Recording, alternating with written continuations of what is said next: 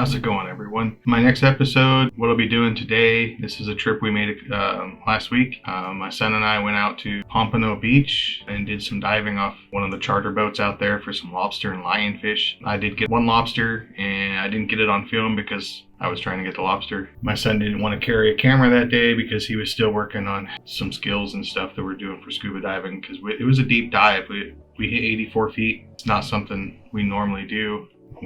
Up there in the Pacific Northwest, we usually are right around 30-40 feet. Sometimes we had a 60-foot dive, but most of the time it was pretty shallow compared to some of the depths out here on the Atlantic. And you'll see the difference in colors. My GoPro did not do the ocean justice that day. It was a beautiful dive. To get some fish you could see different colors on, but it was a great dive. So here we go. Hope you enjoy.